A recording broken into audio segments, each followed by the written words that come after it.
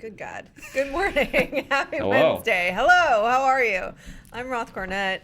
Over there in the chair, there's no Billy today, so it's just a blank, empty space of sadness, just like my heart. That's Dan Murrell. Thank you, JT. I love the visual representation on screen. Visual representation Live of our from Roth's sadness. Dan Murrell is here. Hello.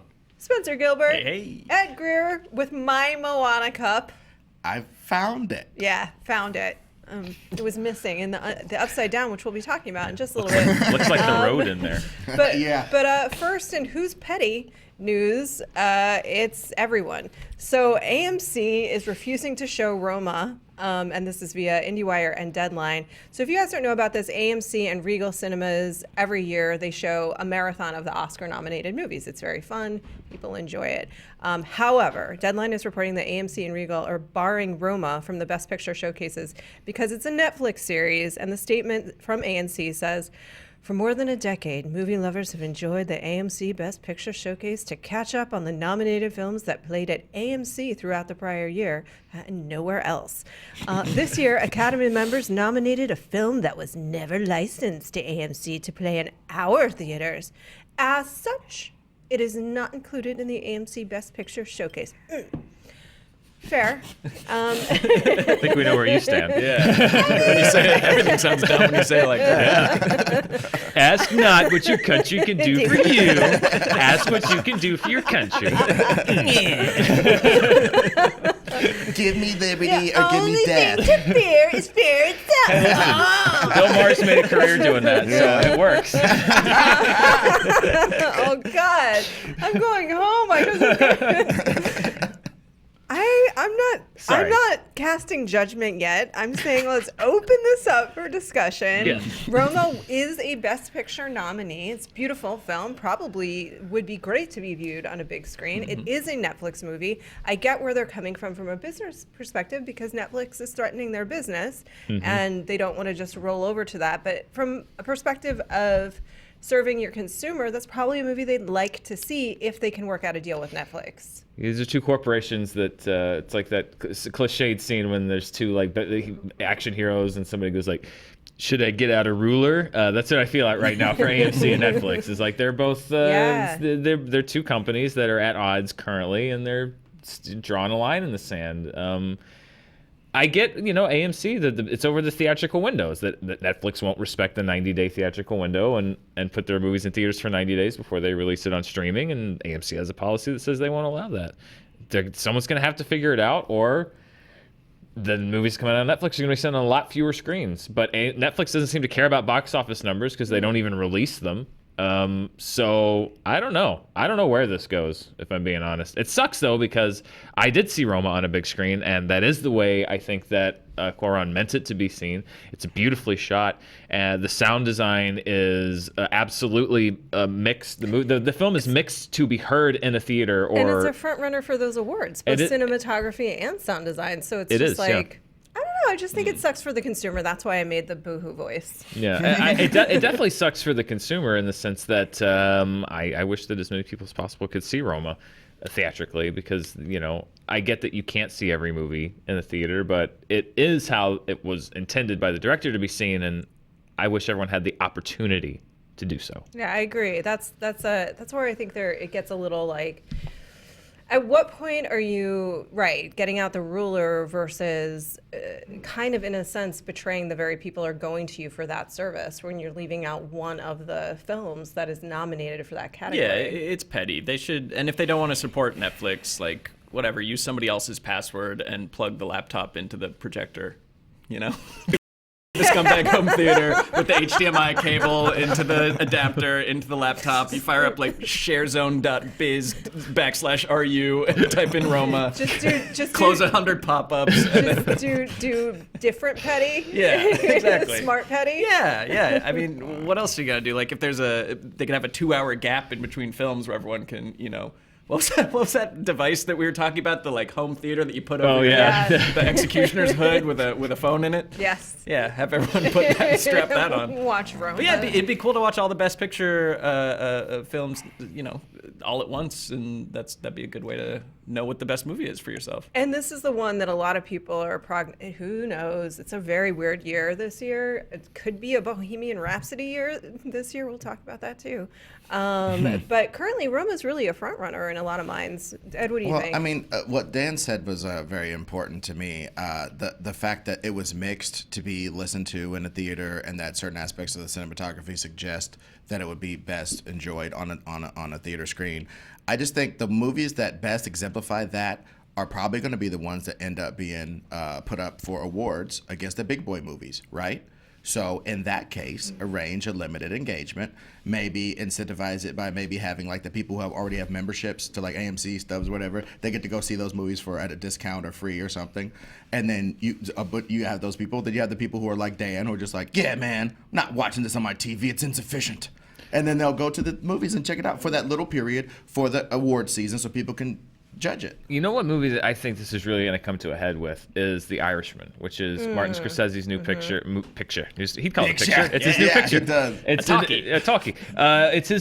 He's coming out. Netflix got like $100 million budget. Martin Scorsese is such a film preservationist and is such a celluloid, like, the sanctity of the theater experience kind of guy. It's hard for me to imagine that they're going to do a very limited run in whatever theaters will show them and just like, all right, Marty, well, everyone's going to watch it at home. He's not going to allow it. But I mean, if AMC doesn't allow it, then what choice do they have? I mean, they'll go to a different theater. I mean, they'll use a different theater chain, basically. Just they'll go to Regal and make a deal there. But I don't think that, I don't know. It's interesting because they've paid him so much money and they keep raising the budget and he keeps I feel like he's just sitting there like, I wonder if they'll give me more for this. The answer is yes. Make the call. Yes. And the answer is yes. Sunk cost. But I can't imagine he would be pleased at all because you're right. It probably will be a heavy awards contention to not have it be seen. I mean, why couldn't they arrange screenings for those movies? The ones that are actually competing with the big boy movies. They did for Roma. It was just very limited. Yeah, well, I mean, I'm just saying, like, even like AMC goes, all right, fine. Because if they do it once, they have to do it for all of them. Yeah. If they cave now, then they have to now say, like, okay, we're now as a company, we're fine with playing movies in our theaters at the same time as you can watch them at home. What if there's no shoes, no shirt, no service, no awards, nominees, no screening? Get out of here, losers. Yeah. You know what I mean? You got some awards. You getting some awards. You got to talk to some people, and then they come over and they do the thing. Cannes had the same policy. They weren't gonna. They didn't allow certain things to screen for the same exact reason. I think that they brokered some kind of an agreement eventually, but it's still this is a huge issue. This idea of like the legitimacy of a film on streaming versus in theater, and the theatrical window that's a big fight. Who threw the TV movie shade? Was that Spielberg? I think it was. I think it was Spielberg who threw the TV movie shade. I mean, I think it's tough, right? Because Netflix is the company that's going to give Cuarón the money that he needs to make Roma, right? Who else is doing that right now besides Apple, probably? Yeah. But then Netflix owns it, and so he made a beautiful film that should be seen on a big screen, and Netflix owns it. So there's the conundrum, and that's just going to keep happening. It's going to happen with Scorsese's movie. Although he has so much clout, I just can't imagine they're not going to get a theatrical run on that. Even if it's day and date, they'll just have to make an arrangement. Weren't they talking? Who was talking about buying a chain? I forget who it was. Amazon, I think, was talking about buying a theater chain. Yeah. And that's why it's surprising to me that, like, just as a beta, as a pilot program, as a pocket change that they find under a couch, that Netflix doesn't have one theater in Los Angeles or New York or whatever, just as a place where they could show these movies on a big screen. I mean, it's running at the independent chains. It's running at the Vista. It's running at the New Art here in Los Angeles. It's just not in the but big they should chains. just have the chains won't allow it. Yeah. Well, then they have enough money to open up a movie theater. Yeah. There's on Hollywood Boulevard. There is a 3D movie theater where you can go watch Kato Kaelin host a carnival. What? It's Kato Kaelin Where and has someone this else, and been all and my Ray life? J, I think. Real thing that exists. Next time you're in Hollywood Boulevard, if that can exist, If that can function, Netflix can leaving open work, up. But guys. the problem isn't Suddenly- seeing the movie on a big screen in New York and Los Angeles. If you live in New York and Los Angeles, you can go see Roma on a big It's screen. if you're in It's if you live in Boise. Lincoln, Nebraska. If you Yeah. live in Little Rock, Arkansas. Yeah. Yeah. If you live in Montana. It's finding places for people to see them on the big screen there, because there are most people. Roma's not playing within 100 miles of most people. Yeah, on because a big in screen. order to qualify, you really only have to do the limited run in New York and LA. So we can see Roma, but the point is, with AMC not running it and with Regal not running it, it's all of those people all over the country that are doing that marathon in the AMCs. They're not going to get the Got it. opportunity to see it, which is a shame. So that's where it's like, and Netflix can't literally buy it. I don't know. Apple could buy AMC. so. Twist. Ironically, I think Next that SJU. a huge piece of leverage that Netflix could use is by pointing to the actual amount of money that Roma had made at the box office Yeah. and said, like, hey, listen, we didn't use, here's the business you're passing up. We put it out in these theaters and they made X amount of money, but they won't. Yeah. They won't release those figures because they are obsessed with cloak and dagger secrecy on every bit of numbers except for the ones that they choose. Their magic 40 million that every show seems to get. 40 million households. Like, okay. They just seem obsessed with being transparent about the numbers. And I think if they were actually upfront and said, like, it's not an either or thing. Look, we put Roma out in theaters and it made this much money, and it's not a big deal. You're still going to make money. Then that might be a bargaining chip, but they're not doing it because they're just. It's this obsession with being mysterious. Or they could just have that conversation privately, even if they don't want to release those numbers Yeah. publicly. That could be a negotiating point privately. And I also think that the not telling people about the successes lets them hide their failures more easily. Like if you crow about every time you have a hit and then a Netflix movie comes out and it's not a hit and you don't say anything, everyone's just going to probably correctly assume that it was a giant bomb. Well, Yeah. also, this is a pretty new business model. I mean, name me another business that functions as like, yeah, a bunch of people are giving us $9. Everything we produce costs between like 10 and $80 million, and we're just making bunches of it all day, every day, and also 5 billion comedy specials.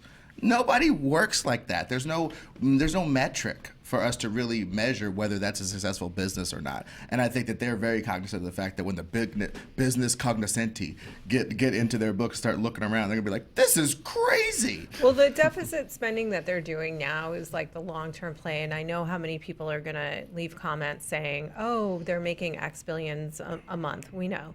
But those there's still, that's not all profit. No, too. it's not. It's like And the they're overhead they still- have is massive. Exactly, and they're still in deficit spending. That's a fact. And also, I do want to address one thing. There was a comment the other day that said that we were relating tech companies to media companies. Netflix is not a tech company.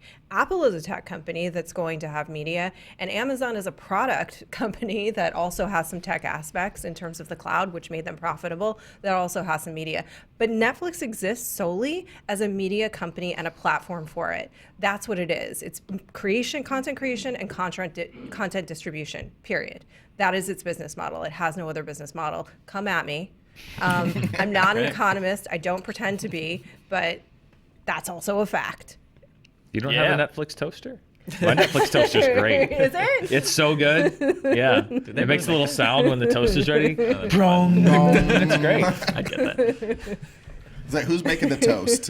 Which account is making the toast? You like yours prepared to sell? That come at me Are was you said still with eating extreme breakfast? love, by the way. We love you guys. And we are not economists or lawyers, as we so often say. But we will still talk about lawyering. Lawyering? Lawyering. I believe is the It's just the appropriate. law, Russ. Lawyering? Yeah. I think it's Yes, lawyering. lawyering, yeah. And economizing. Yeah. Because why not? We have a camera. We can do whatever we want. And the next thing we want to do, according to the script that I was given, is talk about The Walking Dead and Stranger Things and other wonky numbers that we have questions about. Yes. This is via Deadline. So during the NatP Miami International Content Market and Conference, again, Wow. I think it's either the most boring place on earth or that there's just nothing but ecstasy.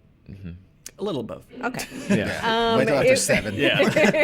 It was revealed that The Walking Dead and Stranger Things were the most in-demand series in the world. So this is raises the question, what does that mean?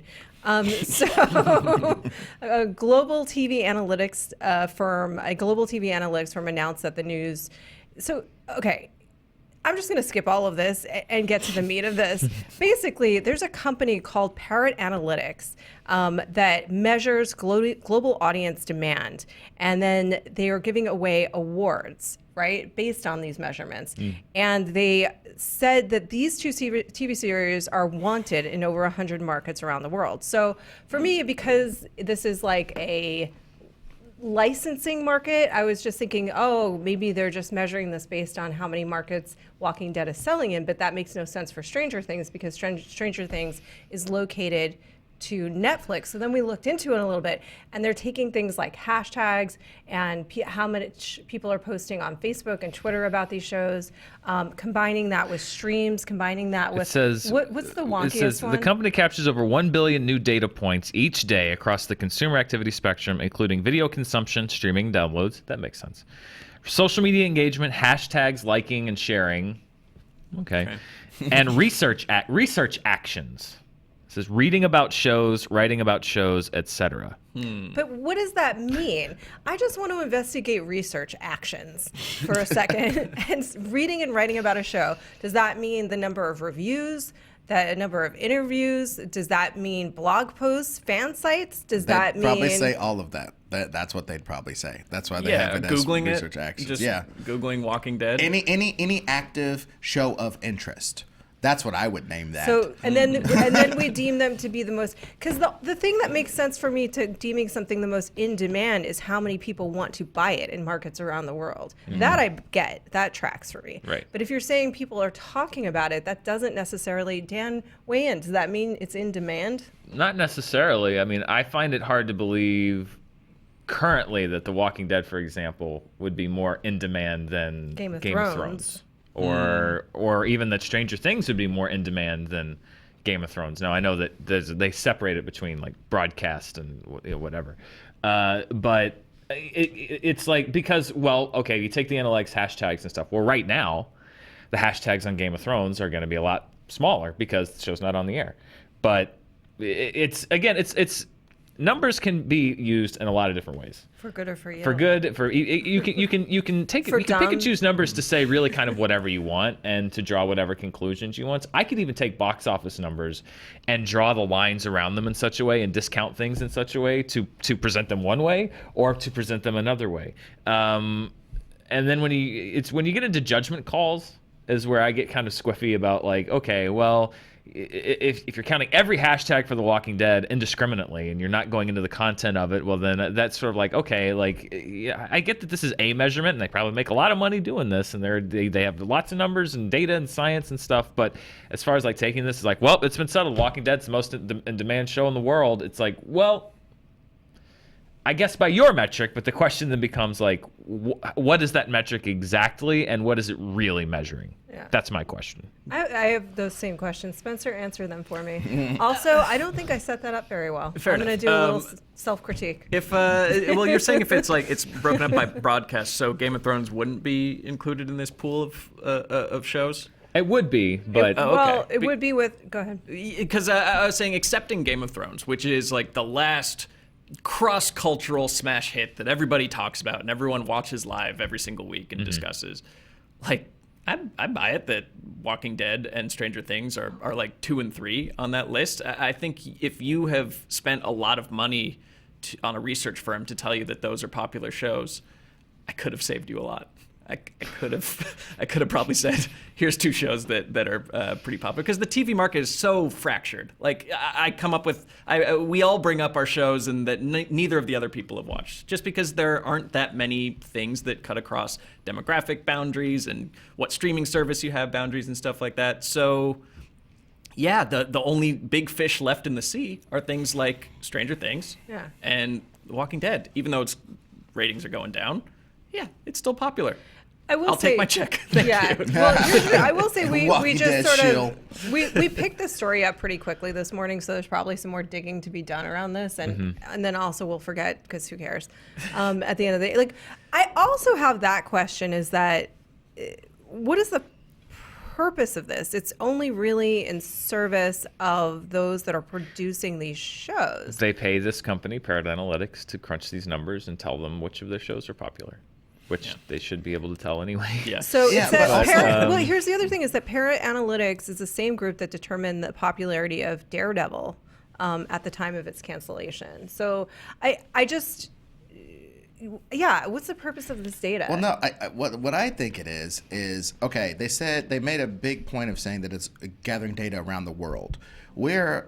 I don't know. I feel like we're operating for this thing of everybody seeing all these shows. But there's maybe some people in Prague that maybe Netflix isn't, whatever. Netflix isn't zoned for that or something. There's too no, many. it's in like 199 countries. Okay, well, what countries isn't it? All I'm saying is with Stranger sure Things, it's I in could Prague. certainly see that. If people wanting Stranger Things to come off of Netflix because they're in some place that doesn't have Netflix. There are places in the universe that don't have Netflix. So I guess in those places they're like, of all the Netflix Because they don't have things, internet. Yeah. well, of all the Netflix things, I want to see Stranger Things. I could see that being a data point. I could also see people who haven't been so disappointed for 3 seasons by Walking Dead being like, I've never seen that show. People talk about it.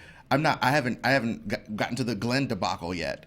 I want to get into this. I could see that being a data point out there. I don't think that's strange. I think you could very much report that and be accurate. Yeah, it's not so much. I'm not But what is disputing. the purpose of it? Yeah. Like, what is it? I think serve? It's like I'm business to business. Like they're selling this to international TV buyers. I really think that is true. I think Yeah. Spencer's right on the money. If you can show a bunch of these weird networks that have Turkish Spider-Man on and they want to put Walking Dead now, then you go, But okay, that's what hey, I'm are you saying. in the It makes market? sense to me for Walking Dead, where you actually can measure her. You can use it to that advantage if you're selling The Walking Dead. If you're got real AMC, ratings. who actually produces The Walking Dead and airs it, and you want to sell it in more and more markets, then this data works for you, right? Because and it works at that conference in particular. But if you're Stranger Things, owned by Netflix, distributed on Netflix, what is the purpose of this data?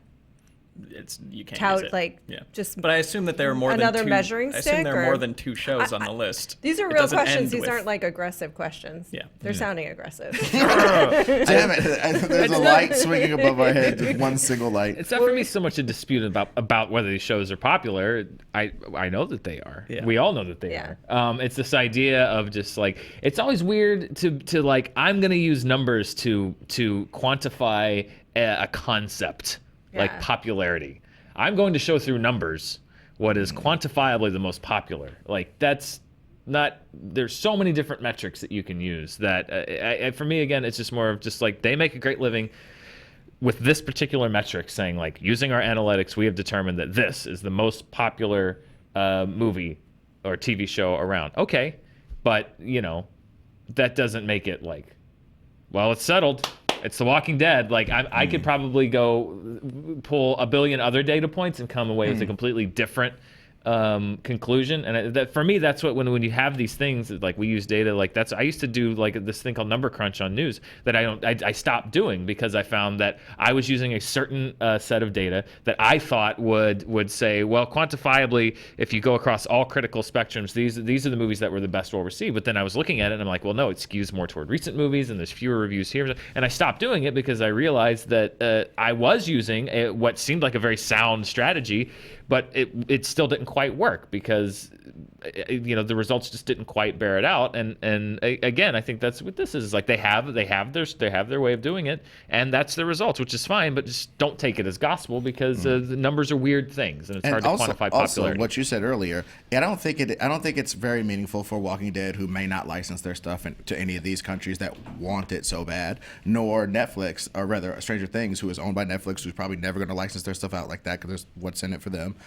But number 5 through 100, if I'm some guy in Bulgaria looking to buy some shows, I look at this list. I go, oh, okay. This is this data point says that if I sell Knight Rider in this territory, Always true. then you know what I mean. Just as long as it jumps over stuff. Nobody will believe that AMC translates. if they sell The Walking Dead as the most popular show in the world because they're going to think so. They pay people Yeah. like this to crunch the numbers, and now they have a third party saying that The Walking Dead. If is you the most count popular every show in the world. hashtag I hate The Walking Dead Exactly. as the same as just hashtag Right. I love The Walking Yeah. Dead. Did they? So Yeah.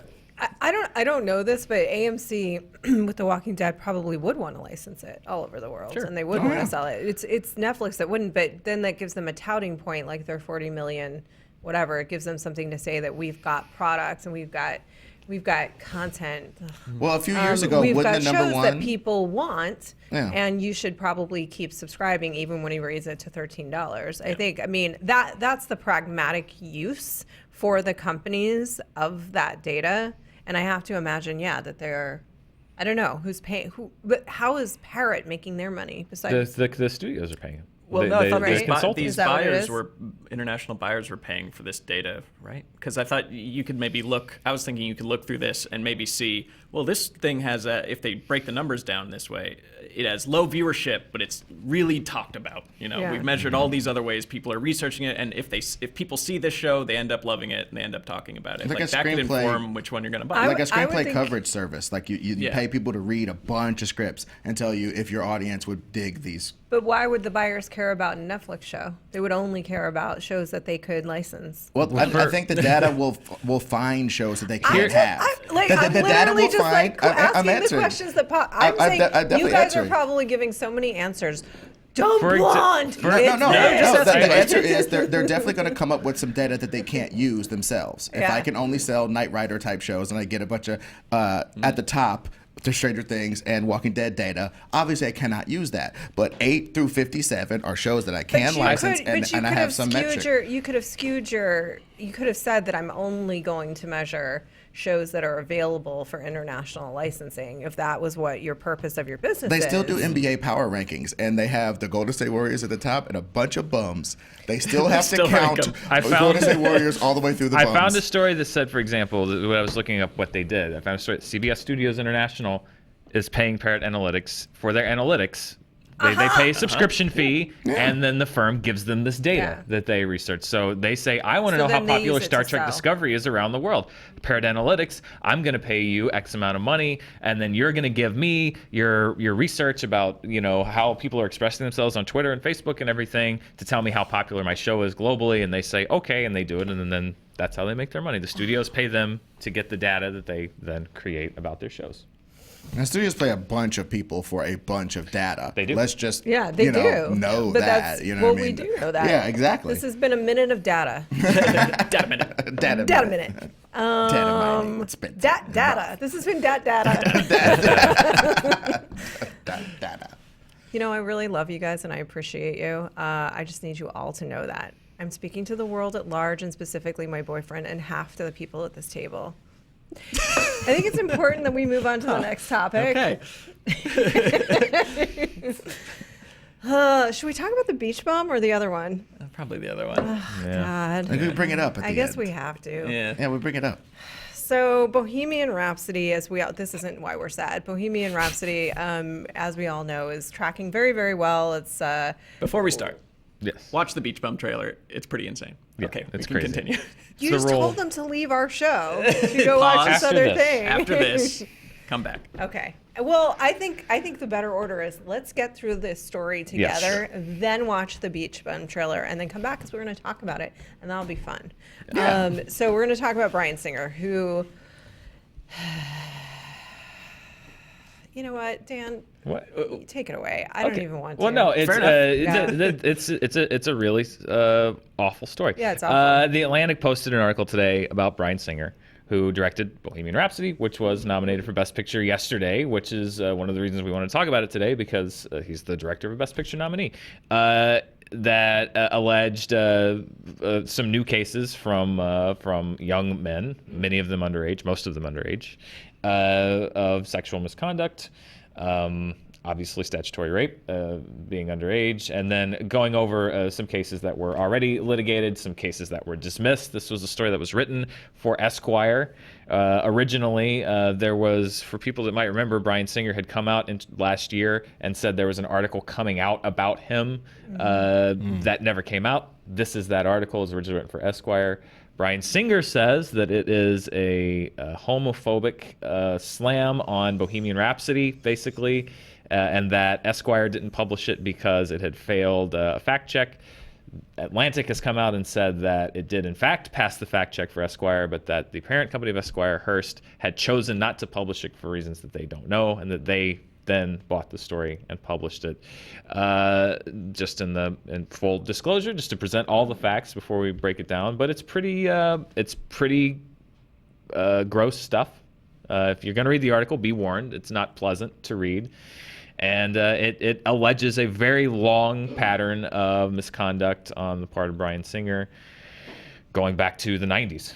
Yeah, and again, just to contextualize this, and I know we've talked about this a little bit before, and we talk about things as when they relate to current sort of entertainment events, because that is what we cover.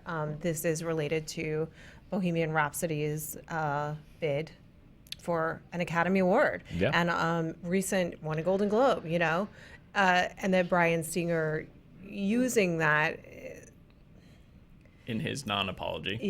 Saying that this was timed specifically to hurt Bohemian Rhapsody versus, which frankly, I think in most people's minds, they've disconnected Bohemian Rhapsody from Bryan Singer. He didn't finish directing.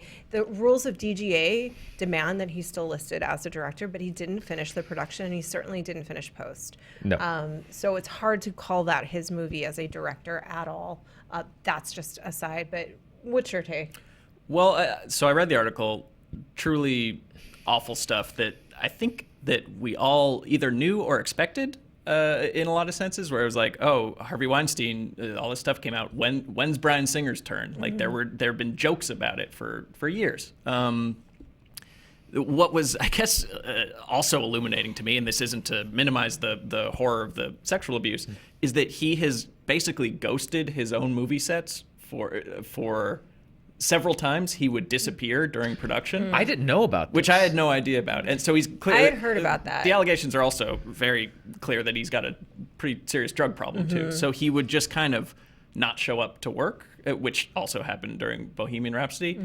And look, I hate to invoke the Cinnabon rule again, but if you stop showing up to work when there are millions of dollars resting on you showing up and doing your job, already you shouldn't be allowed to direct a movie again. Like, you can't be that casual with all these other people's livelihoods. And then on top of that, you have this clear pattern of abuse by all these different people. And, look, this isn't a court of law. These are all allegations, I think a lot of which rise to the standard of they should be settled in a court of law. But we're allowed to have our opinion. And my opinion is that when 8, 9, 10 men have remarkably similar stories across the decades, like, no, I don't want to watch a movie you make. And the Atlantic states in their story that they spoke with over 50 sources.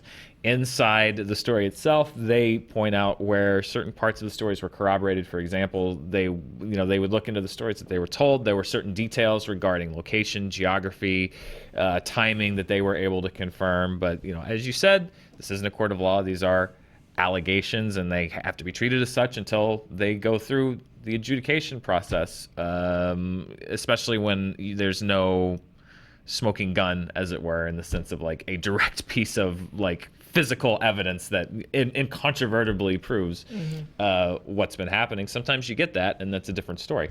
But the tricky thing with sex abuse allegations is that it's so the often victims, that, yes. and he was clearly, they all fit a type. He was preying on vulnerable people, and he would get them alone in most cases. So it is like their word against his. So to say like, oh, I can't have an opinion until a court of law tells me what to think is... It's the pattern of behavior. Yeah. It's the fact that, like, if this is a massive conspiracy, it's the most massive and well constructed conspiracy of all time. And it was the least kept secret. And it was the least... I've lived Bryan here... Singer and Harvey were known. I've lived here for 13 years. I lived in LA for 13 years, and I am as far removed from the A-list scene, like, as you could possibly imagine. And it filtered down. Now, I never heard that he likes underage boys, but like you live in LA, you hear like, oh yeah, Bryan Singer likes him young. Like that's known. That's just a thing. So is it a huge shock? No, because is it ever? Particularly in particularly in a pattern of behavior this long and drawn out, like it's not a huge surprise, to be honest. Do you think, Ed, that this changes anybody's actual take on Bohemian Rhapsody? You know what? I think this is right. It's so funny that he worked with Kevin Spacey, because Kevin Spacey's like weird oh, I'm coming out. I'm not an abuser. I'm just coming out. This smacks to me of the same sort of, you know what I'm saying, manipulation. Like, oh, this article that's a year old is coming out right now to smear Bohemian Rhapsody. That's so ridiculous. That's really ridiculous and really despicable that he would like throw that out there like that. I personally, I just hope this breaks. I hope this is another brick in the wall that we're knocking out of this conception that like on some level to be super great, you have to be some level of abuser, or that there are abusers that are so great that we got to just let them do this jazz.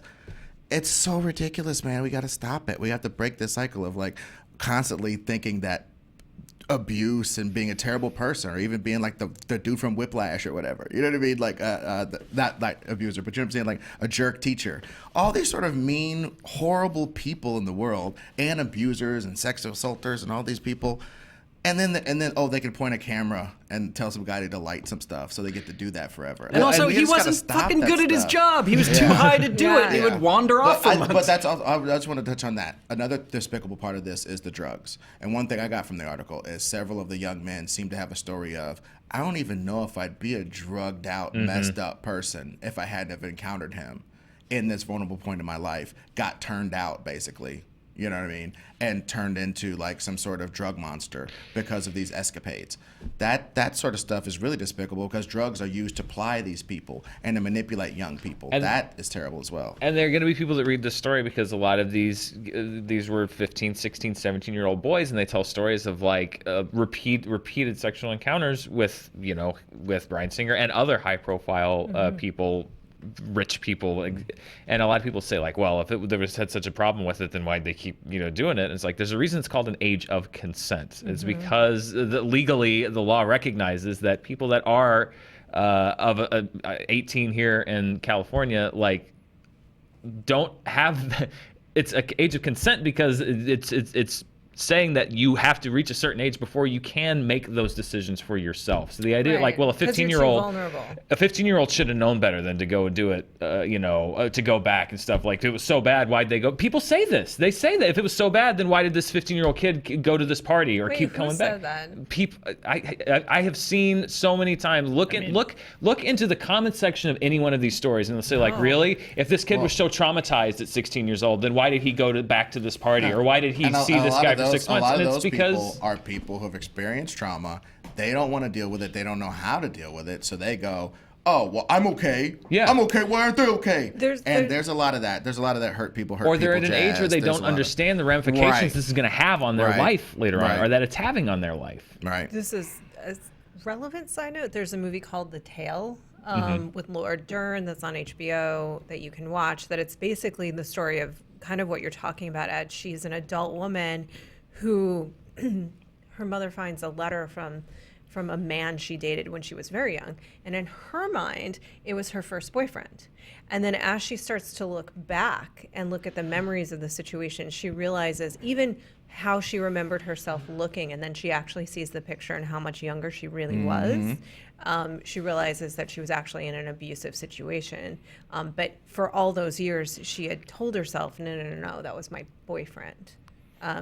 So I do think there is a little bit of that in terms of people that have suffered in situations like that, just kind of wrapping their own minds around and processing what they've been through. Anyhow. Yeah, and then just the final point for me is like for people who's like, this is innocent until proven guilty, it needs to be settled in a court of law. Well, he's a free man. He's walking around. He just got hired to do a gigantic movie, Red Sonja, about a survivor of sexual abuse. He's doing fine. We're just mad at him on Twitter. Like, Bryan Singer is not losing. He's not going to prison. That's why people are angry. Red Sonja is going through. I can't imagine Red Sonja happens at this point. I cannot imagine that. How does he keep getting this? John Lasseter just got hired. Like, it's and obviously those are fairly different in severity, but it's like there are no consequences yet, and that's why people are angry. So we've gone a little long today, and that's a bummer note to leave it on. Perhaps accurate assessment. It's probably an accurate assessment currently. I don't want us to leave it at that. However, we do have to wrap it up. So Spencer, give us 3 sentences on why Beach Bum is your most anticipated movie of 2019. Comes out March 22nd. Look at Zac Efron's beard. Okay. Matthew McConaughey's butt in a Speedo. All right. Yep. And Martin Lawrence giving cocaine to a parrot. Okay. And there's also a little bit of, I think that it's pretty self-referential on who we imagine Matthew McConaughey just is. I think they just followed him around with the camera. I think that he didn't really know the movie was being made, is I my agree. presumption. My Yeah. favorite part of the trailer is when they run the cast at the end, because it sounds like when we do movie fights and you just pull names out of a hat, because it's like Matthew McConaughey, Isla Fisher, Jimmy Buffett, Martin Lawrence, and Jonah Hill. Like, what? What movie What? is this? And this snake on a drum. Who will be nominated for an Oscar when we do our Oscar roundup Next year. Oh, next that's year. right, yeah. Movie fights. Championship fight tomorrow, 4 p.m. Dan versus Greg Alba. Be there or be. Okay, we gotta go. Rectangle. It was a square. It always is a rectangle. It's a rectangle in Pulp Fiction. yeah, she draws it a rectangle. always is a rectangle. Which shape?